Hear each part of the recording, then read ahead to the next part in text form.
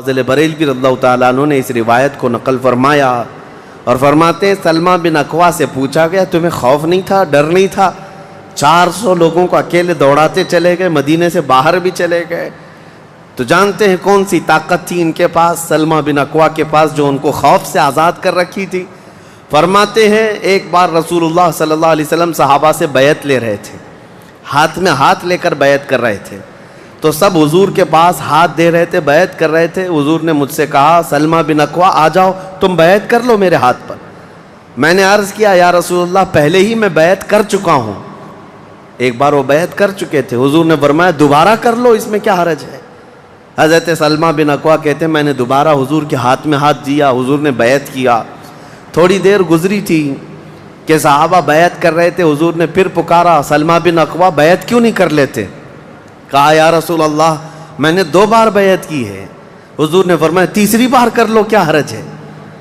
وہ حضرت سلمہ بن اکوا کہتے ہیں میں نے اپنا ہاتھ رسول اللہ کے ہاتھ میں تیسری بار دیا اور بیعت کیا. اور اس کے بعد جب نکلا حضرت سلمہ بن اکوا کہتے ہیں مجھے اس ہاتھ پر اتنا بھروسہ تھا کہ دنیا کی ہر طاقت کو دھول چٹا سکتا تھا کہ رسول اللہ کے ہاتھ میں دیا ہوا ہاتھ ہے. ان کے پاس جو بے خوف ہونے کے لیے کوئی دولت تھی نا، بے باک ان صحابہ کو اگر کوئی چیز بناتی تھی تو یہی چیز ہے عشق مصطفیٰ، محبت مصطفیٰ، جس کو بریلی کے امام نے فرمایا ہے خوف نہ رکھ رضا ذرا تو ہے عبد مصطفیٰ، تیرے لیے امان ہے، تیرے لیے امان ہے.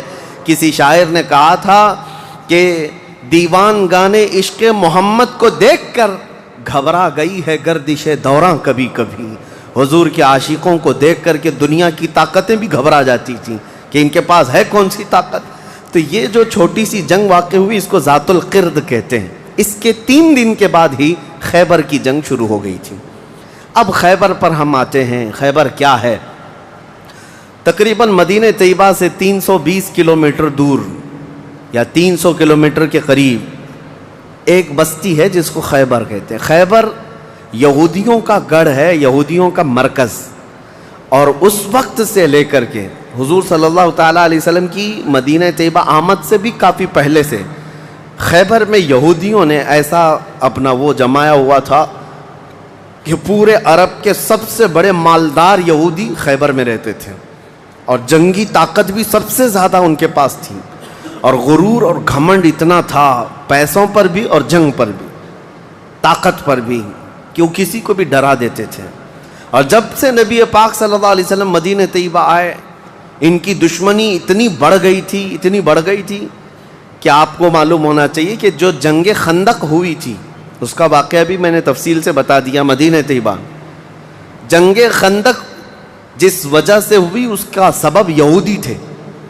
یہودیوں نے مکہ کے کافروں کو، مشرکوں کو، نجد کے کافروں کو سب کو جمع کیا تھا اور پانی کی طرح پیسہ بہایا تھا. جنگ میں 12,000 لوگوں کو رسول اللہ کے خلاف اکٹھا کیا تھا یہودیوں نے. یہ خیبر کے یہودی تھے. کیونکہ نبی پاک صلی اللہ تعالیٰ علیہ وسلم جب تشریف لائے تھے 2 قبیلے یہودیوں کے مدینے میں آباد تھے، بنو نذیر اور بنو قریظہ. آپ کو میں نے سیرت کے بیان میں یہ بھی بتا دیا تھا. اور یہ دونوں قبیلوں نے حضور صلی اللہ علیہ وسلم کے ساتھ غداری کی تھی، وعدہ خلافی کیا، معاہدہ جو تھا اس کو توڑ دیا. اس کی وجہ سے ان یہودیوں کو جو مدینے میں رہتے تھے جلا وطن کر دیا گیا تھا، نکال کر باہر کر دیا گیا. تو جتنے مدینے سے نکالے ہوئے یہودی تھے وہ سب خیبر میں جا کر جمع ہو گئے تھے. خیبر میں جا کر کے ان لوگوں نے اڈا بنا لیا تھا اور ڈیلی ان کی صرف اور صرف یہی منصوبہ بندی ہوتی تھی کہ محمد صلی اللہ علیہ وسلم اور ان کے ساتھیوں کو کیسے مارا جائے، کیسے قتل کیا جائے. کوئی بھی دور دراز سے اگر چھوٹی سی دشمنی رکھتا تھا رسول اللہ سے تو یہ یہودی خیبر کے پورا کا پورا مال ان کے پاس بھیجتے اور ان کو کھڑا کرتے کہ تم جاؤ، ہم سپورٹ میں ہیں، ہم سپورٹ کریں گے. ساری جنگوں میں مشرکوں کا سپورٹ کرتے تھے. اب میں آپ کو بتاؤں جن کے دلوں میں اتنا زہر بھرا ہوا تھا رسول اللہ صلی اللہ علیہ وسلم کی دشمنی کا، اب ان لوگوں نے دیکھا کہ یہ اب ان کی طاقت بڑھتی جا رہی ہے اور بادشاہوں کو تک ان لوگوں نے اسلام پیش کر دیا. اور اسلام اب مکہ مدینے کا نہیں رہ گیا، اب تو ایران بھی چلا گیا ہے، مصر بھی چلا گیا ہے، حبشہ بھی چلا گیا ہے، یمن بھی چلا گیا ہے. تو ان کے پیٹ کا درد اور بڑھ گیا. ان لوگوں نے پھر اب فیصلہ کرنا شروع کیا کہ اب سارے لوگوں کو جمع کرتے ہیں۔ ایک قبیلہ تھا بنو غطفان، یہ مشرکوں کا قبیلہ تھا اور وہ جنگی طاقت بہت زیادہ رکھتے تھے۔ اس وقت عرب میں وہ نڈر مانے جاتے تھے۔ یہودیوں نے ان کو بلا کر کے جنگ کا پلان کیا کہ مدینے پر اچانک چڑھائی کریں گے اور تہس نہس کر کے رکھ دیں گے، کسی کو خبر بھی نہ ہو، پورے مدینے کی اینٹ سے اینٹ بجا دیں گے۔ انہوں نے پلان کیا راتوں رات، لیکن مخبر صادق رسول اللہ صلی اللہ تعالیٰ علیہ وسلم کا حال یہ ہے، اور کوئی غیب کیا تم سے نہاں ہو بھلا۔ نبی پاک صلی اللہ تعالیٰ علیہ وسلم کو خبر ہوئی کہ یہودیوں نے میٹنگ کی ہے اور راتوں رات مدینے پر چڑھائی کرنے والے ہیں۔ دوسرے دن حضور پاک صلی اللہ تعالیٰ علیہ وسلم نے صحابہ کو جمع کیا، تو جتنے صحابہ تھے سب جمع ہو گئے، تقریباً 1600 صحابہ تھے۔ کتنے؟ 1600 صحابہ۔ 1600 صحابہ مدینہ طیبہ سے نکل پڑے حضور کے ساتھ کہ ان یہودیوں کو خیبر سے نکلنے سے پہلے ان کا راستہ ہم روکیں گے کہ مدینے پر کوئی بھی چڑھائی نہ کر سکے۔ جب رسول اللہ صلی اللہ علیہ وسلم صحابہ کو لے کر چل پڑے، چال الٹی پڑ گئی۔ یہودیوں نے یہ سوچا تھا کہ مدینے پر اچانک حملہ ہوگا، کسی کو کانوں کان خبر نہیں ہوگی، لیکن ایسا ہوا کہ 8 دن کے بعد اچانک حضور خیبر پہنچ گئے، ان کو کانوں کان خبر بھی نہیں ہوئی۔ نبی پاک صلی اللہ تعالیٰ علیہ وسلم صحابہ کے ساتھ جب پہنچے، صبح ہو رہی تھی، خیبر کی وادیوں میں حضور داخل ہو رہے تھے، تو یہودی اپنے اپنے کھیتوں میں کام کرنے کے لیے جا رہے تھے۔ جیسے ہی مدینے کی فوج کو دیکھا، ہیبت طاری ہو گئی، الٹے قدم اپنے قلعوں میں واپس بھاگتے رہ گئے اور چیخ مارتے رہ گئے کہ محمد بھی آئے ہیں اور مسلمان بھی آئے ہیں۔ حضور صلی اللہ علیہ وسلم نے ان کی چیخ و پکار کو سنا تو ایک جملہ فرمایا۔ حضور صلی اللہ علیہ وسلم فرماتے ہیں، جن کافروں کی وادی میں ہم اتر پڑے ان کی صبح خراب ہو ہی جاتی ہے، اور یہ خیبر اب برباد ہوگا۔ حضور کے الفاظ تھے، جملہ نکلا۔ صحابہ کرام اتنی جوش سے نعرہ لگا رہے تھے کہ یہودیوں کے سارے قلعے صحابہ کی آواز سے گونجنے لگ گئے۔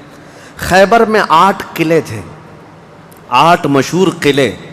انہوں نے بہت مشہور اس وقت کی طاقتور یعنی عمارتیں ایسی بنا رکھی تھیں کہ ان کا یقین تھا کہ کوئی ان قلعوں کو توڑ نہیں سکے گا۔ اور حد تو یہ ہے کہ آج 1400 سال گزر گئے، ابھی بھی وہ قلعے موجود ہیں، آج بھی موجود ہیں خیبر میں۔ وہ قلعوں کے باقیات، کھنڈرات ابھی بھی موجود ہیں۔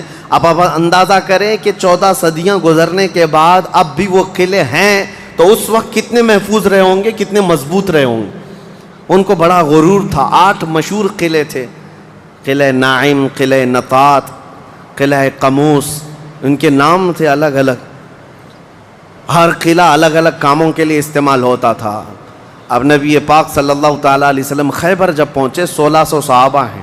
اب سنیے، ایک قلعہ نائم تھا جس میں سارا ذخیرہ تھا، کھانا پانی اور سب کچھ وہاں پر تھا، اور اس کی ذمہ داری سلام بن مشکم نام کا ایک یہودی، وہ بہت ہی بغض و عداوت میں بھرا ہوا یہودی تھا، اس کے ذمہ تھی۔ اور قلعہ قموس جو سب سے بڑا قلعہ تھا، اس کی ذمہ داری مرحب نام کے یہودی کے پاس تھی۔ اور مرحب وہ شخص ہے جس کے بارے میں مشہور تھا کہ وہ 1000 لوگوں سے تنہا لڑ سکتا ہے۔ 1000 انسانوں کی طاقت تھی جس کے پاس، اس کا نام مرحب تھا۔ پورے خیبر کے یہودی اس سے ڈرتے تھے۔ اور قلعہ قموس جو سب سے بڑا قلعہ تھا، وہ اس کے انڈر میں ہوا کرتا، سب ان کی تقسیم تھی۔ اب جب نبی کریم صلی اللہ تعالیٰ علیہ وسلم شروعات فرمائی تو قلعہ نائم جو قریب تھا آبادی سے، اس پر چڑھائی شروع کر دی۔ تو جو صحابہ وہاں گئے تھے قلعہ نائم، تو صحابہ اکرام کو سخت مصیبت اٹھانی پڑی، کیونکہ اتنی سخت گرمی تھی کہ جس کی وجہ سے حلق میں کانٹے پڑ جاتے تھے پیاس کی شدت سے۔ کئی صحابہ اس میں شہید ہوئے۔ آخرکار قلعہ نائم فتح ہو گیا۔ ایک قلعہ فتح ہوا، دوسرا فتح ہوا، تیسرا فتح ہوا، قلعے اس طرح سے فتح ہونے لگ گئے۔ یہودیوں کی تعداد میں آپ کو بتاؤں، یہ 1600 صحابہ تھے، اور یہودی اس وقت خود اور قبیلہ بنو غطفان جو مشرکوں کا قبیلہ تھا، ان کو بھی جنگ کے لیے اپنے قلعے میں بلا لیا تھا۔ کل تعداد سب کی ملا کر 8,000 ہو چکی تھی. 8,000 لوگ 1,600 لوگوں سے ڈرے ہوئے سہمے ہوئے قلعوں میں بندے ہیں, کوئی باہر نکلنے کو تیار نہیں. اب اس کے بعد یہ خیبر کا معاملہ بڑھتا گیا. اس میں ہوا یہ کہ آخری جو قلعہ تھا قلعہ قموس, یہ سب کے بس کی بات نہیں تھی. بہت مضبوط قلعہ, اور جو آدمی اس کا سپہ سالار ہے, شہ سوار ہے, وہ مرحب ہے. پورا عرب جانتا تھا اس کی طاقت کو. پہلے دن نبی کریم صلی اللہ تعالیٰ علیہ وسلم نے صحابہ کی ایک جماعت حضرت ابو بکر صدیق رضی اللہ تعالیٰ عنہ کی سپہ سالاری میں بھیجی. حضرت ابو بکر صدیق آئے, بہت ہی جاں بازی اور بہادری کے ساتھ لڑائی کی, لیکن وہ اتنا سخت تھا کہ یہودیوں کی طرف سے بہت سخت طریقے سے ڈیفنس ہوتا تھا. صحابہ پیچھے ہٹ گئے, کچھ شہید ہوئے, کچھ زخمی ہوئے, واپس آئے. پھر دوسرے دن سیدنا عمر ابن خطاب رضی اللہ تعالیٰ عنہ کے حوالے حضور صلی اللہ علیہ وسلم نے فرمایا. حضرت عمر فاروق رضی اللہ تعالیٰ عنہ گئے. صحابہ کی ایک جماعت تھی, لیکن آج کا دن اور زیادہ سخت ہو گیا. سارے یہودیوں نے اپنی طاقت جھونک دی قلعہ قموس کو بچانے کے لیے.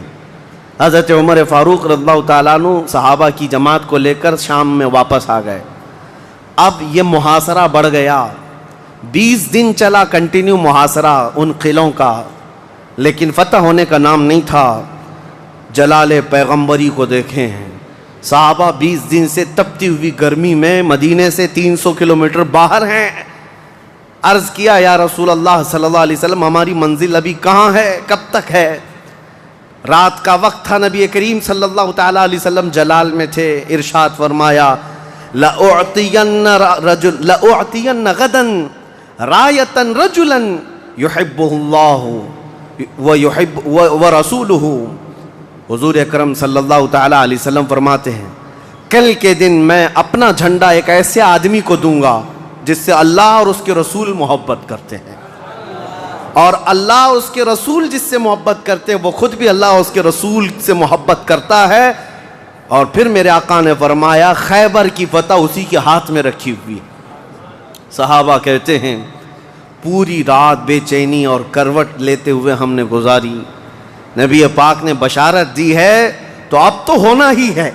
حضور نے فرما دیا ہے کہ میں کل اپنا جھنڈا اس آدمی کے ہاتھ میں دوں گا جس کو اللہ اور اس کے رسول محبت کرتے ہیں. صحابہ کہتے ہیں, حضرت عمر فاروق رضی اللہ تعالیٰ عنہ فرماتے ہیں میری آنکھ تک نہ لگی پوری رات, اور اس تمنا میں کہ صبح ہوگی تو حضور صلی اللہ علیہ وسلم وہ جھنڈا مجھے دے دیں. کہ اس میں 3 بشارتیں تھیں. ایک بشارت یہ تھی کہ وہ شخص جس کو میں جھنڈا دوں گا وہ اللہ اور رسول سے بہت محبت کرتا ہے. دوسری بشارت یہ تھی کہ اللہ خود اس سے محبت کرتا ہے. تیسری بشارت یہ تھی کہ اسی کے ہاتھ میں خیبر کی فتح رکھی ہے. حضرت عمر کہتے ہیں پوری رات پلک بھی جھپکا نہیں, اسی آس میں اسی امید میں پوری رات گزاری. پورے صحابہ کا یہی حال تھا. صبح جب ہوئی دوڑے دوڑے نبی کریم صلی اللہ تعالیٰ علیہ وسلم کی جلوں میں حاضر ہوئے.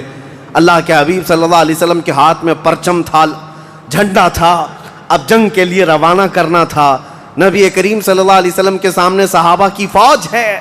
سارے صحابہ گردنیں اونچی کر کر کے دیکھ رہے ہیں, لیکن نبی پاک صلی اللہ تعالیٰ علیہ وسلم نے اس بھرے مجمع میں اعلان فرمایا علی کہاں ہے, علی کہاں ہے. اس مجمع میں حضرت علی نہیں ہیں. صحابہ نے کہا یا رسول اللہ وہ بخار میں ہیں, بیمار ہیں اور آشوب چشم ہے, آنکھیں لال ہو چکی ہیں, آنکھوں سے پانی آ رہا ہے. نبی کریم صلی اللہ علیہ وسلم نے فرمایا لاؤ, اسی حالت میں بلا لاؤ. صحابہ گئے, حضرت علی کو بلا لائے. بخار کی حالت میں ہیں, آنکھوں میں آشوب ہے, سرخی آ چکی ہے. نبی کریم صلی اللہ علیہ وسلم نے قریب بلایا, اپنا لعاب پاک نکال کر ان کی آنکھوں میں لگایا. حضرت علی فرماتے ہیں مجھے ایسا لگا کبھی آنکھوں میں کوئی مرض آیا ہی نہیں تھا, بخار بھی نہیں تھا. نبی کریم صلی اللہ تعالیٰ علیہ وسلم نے اپنے ہاتھ میں موجود پرچم حیدر کرار کے ہاتھ میں دیا, کہا جاؤ علی تمہارے ہاتھ میں اللہ نے فتح رکھی ہے. میرے عزیزو ایک بات میں آپ کو بتا دوں کہ یہ کیا معاملہ ہے. جب رسول کریم صلی اللہ تعالیٰ علیہ وسلم کو یہ معلوم ہے کہ حضرت علی کے ہاتھ میں ہی یہ جنگ فتح ہونی ہے تو پہلے دن کسی اور کو کیوں بھیجا, دوسرے دن اور صحابی کو بھیجا. یہ 20 دن کا محاصرہ کس بات کا تھا؟ یہ سارے معاملات کس لیے تھے؟ ایک بات یاد رکھیں، فتح اسلام کے حق میں ہے اور غالب اسلام ہو کر رہے گا، لیکن قدرت کا قانون یہ ہے، جیسے معراج میں بھی آپ کو معلوم ہے نمازیں تو 5 ہی ہونی تھی، لیکن 9 مرتبہ حضور صلی اللہ علیہ وسلم کو آنا جانا کیوں رکھا گیا؟ خدا کی قدرت کا قانون یہ ہے کہ پہلے اسباب کی طرف دیکھو، بعد میں اسباب کا خالق خود تمہارے لیے راستے پیدا فرمائے گا۔ جنگ تو فتح ہونی ہی ہے، لیکن تمہیں اسٹرگل کرنا پڑے گا، میدان میں مشکلیں اٹھانی پڑیں گی، بعد میں فتح تو تمہارے ہاتھ میں اللہ نے دی ہے۔ حضرت علی کرم اللہ وجہہ الکریم اپنے ہاتھ میں پرچم لے کر کے جب قلعہ قموس کی طرف بڑھتے ہیں، جانتے ہیں وہ تاریخ کا وہ عظیم دن ہے، محرم کی غالباً 9ویں تاریخ ہے۔ میں نے شروع میں ہی کہا کہ یہ ایک تاریخ کا ایسا حصہ ہے جس سے ساری باتیں آگے کی فتوحات جڑی ہوئی ہیں۔ کیوں؟ میں آپ کو بتاتا ہوں۔ حضرت علی جس انداز سے جا رہے تھے اس وقت لوگوں کے اندر ہیبت طاری تھی، صحابہ آپ کے ساتھ تھے۔ جیسے ہی قلعہ قموس کے پاس گئے، سیدھے حضرت علی کرم اللہ وجہہ الکریم نے للکار کر کے مرحب یہودی کو بلایا کہ باہر آ جا اپنے قلعے سے اور مجھ سے مقابلہ کر۔ وہ ہاتھی کی طرح سے ڈیل ڈول رکھتا تھا اور خرامہ خرامہ سامنے آیا اور للکار کر کے کہنے لگا، قد علمت خیبر انی مرحب شاک السلاحی مجرب۔ تمہیں معلوم ہے پورا خیبر مجھے جانتا ہے کہ میں مرحب ہوں۔ شعر پڑھ رہا تھا، پورا خیبر جانتا ہے کہ میں مرحب ہوں، سر سے لے کر پیر تک ہمیشہ ہتھیار میں رہتا ہوں، اور نہایت ہی تجربہ کار آدمی کہ جس کا وار کبھی خالی نہیں جاتا ہے۔ اس کے جواب میں مولا علی کرم اللہ وجہہ الکریم فرماتے ہیں، انا الذی سمتنی امی حیدرا کلیث غابات کریہ المنظرا۔ تجھے پتا ہے میری